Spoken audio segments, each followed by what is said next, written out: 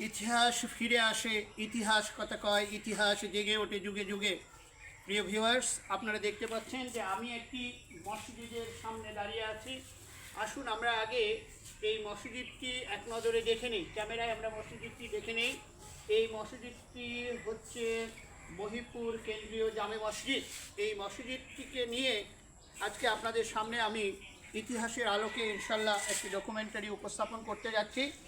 আসুন যে আমরা এক নজর মসজিদটি দেখে নেই এবং এর পাশে যে কবরস্থান আছে সেই কবরস্থানটি দেখে নেই। এখানে একটি বিষয় লক্ষণীয় হচ্ছে যে এই মসজিদটি একটি ঐতিহাসিক মসজিদ এবং দূরে দেখুন, আপনারা দূরে দেখুন যে টিনের ছাউনি দেওয়া যে মিনারটি আছে, যে মিনার থেকে এই এলাকায় মসজিদের আজানের সুমধুর ধ্বনি ছড়িয়ে যেত এলাকা থেকে এলাকায়, গ্রাম থেকে গ্রামে, সেটি এখনও অবশিষ্ট আছে। এবং এটি হচ্ছে এই এলাকায় যে জমিদাররা ছিলেন সেই জমিদার কর্তৃক নির্মিত মসজিদের মিনারের ধ্বংসাবশেষ। এবং যে মসজিদটি আপনারা দেখতে পাচ্ছেন সেই মসজিদটি এই এলাকার জমিদার জিয়াউল্লাহ চৌধুরী কর্তৃক নির্মিত হয়েছিল 1875 সালে এবং তারপরে 2020-21 সনে এই মসজিদটিকে ভেঙে বর্তমান কাঠামোয় রূপদান করা হয়। এখানে দেখুন যে অনেকগুলো কবর আছে, তার মধ্যে একটি কবর দেখুন আপনারা এদিকে, যে এই কবরটিতে লেখা জমিদার খান বাহাদুর আব্দুল মজিদ চৌধুরী। আসুন আমরা এই জমিদারি ব্যবস্থাটা, মহিপুর জমিদারি ব্যবস্থা সম্পর্কে জেনে নেই। এই জমিদারি প্রথা মূলত চালু হয়েছিল 1700 সালে আরিফ মোহাম্মদ চৌধুরীর হাত ধরে। তারপরে সেখান থেকে মোহাম্মদ আমিন থেকে এনায়েতুল্লাহ চৌধুরী থেকে জিয়াউল্লাহ চৌধুরী থেকে খান বাহাদুর আব্দুল মজিদ চৌধুরী এবং খান বাহাদুর আব্দুল মজিদ চৌধুরী থেকে তার সন্তান আব্দুল আজিজ চৌধুরী। এখানে এই তিনজনেরই কবরস্থান আছে, এই কবরেই তারা শুয়ে আছেন। আসুন আমরা এক নজরে তাদের কবরগুলো দেখে নেই, তারপরে আমরা সংক্ষিপ্ত আলোচনায় আসবো ইনশাল্লাহ। এখানে দেখুন যে এই মহিপুর জমিদারি যার হাত ধরে চালু হয়েছিল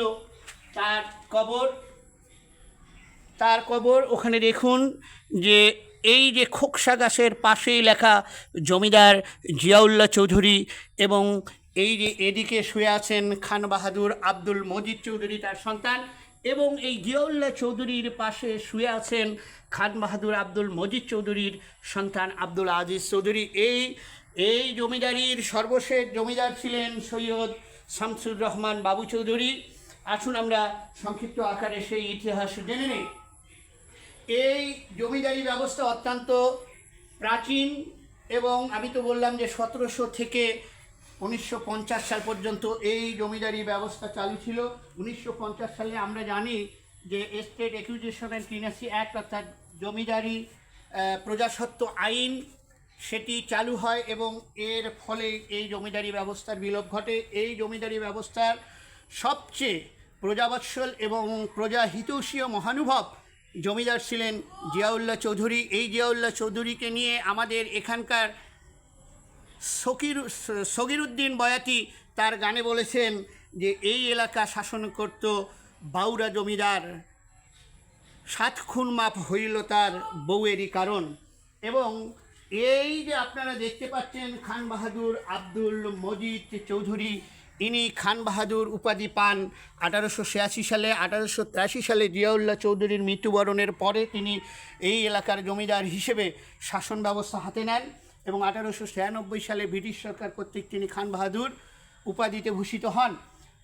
আরেকটি তথ্য হচ্ছে যে 1916 সালে যখন আমাদের রংপুরের প্রাচীন বিদ্যাপীঠ কারমাইকেল কলেজ প্রতিষ্ঠিত হয়, তখন এই খান বাহাদুর আব্দুল মজিদ চৌধুরী এবং তার সন্তান আব্দুল আজিজ চৌধুরী অর্থ সহায়তা করেছিলেন। এবং যে 28 জনের তালিকা আপনারা কারমাইকেল কলেজে দেখতে পাবেন, তার মধ্যে 11 নম্বর তালিকায় হচ্ছে আমাদের এই মহিপুরের জমিদারের নাম, তিনি হচ্ছেন আব্দুল আজিজ চৌধুরী। এবং আরও একটি তথ্য হচ্ছে এই জমিদারদের পূর্বপুরুষ এনায়েতুল্লাহ চৌধুরী 1832 সালে যখন রংপুর জেলা স্কুল প্রতিষ্ঠা লাভ করে, সে সময় তিনি কিন্তু অর্থ দিয়ে রংপুর জেলা স্কুল প্রতিষ্ঠার ক্ষেত্রে সহায়তা করেছিলেন। এবং আরও একটি তথ্য জানিয়ে রাখি যে এই জমিদারদের উত্তরসূরিরা এখনও আমাদের গঙ্গাচড়ায় জীবিত আছেন।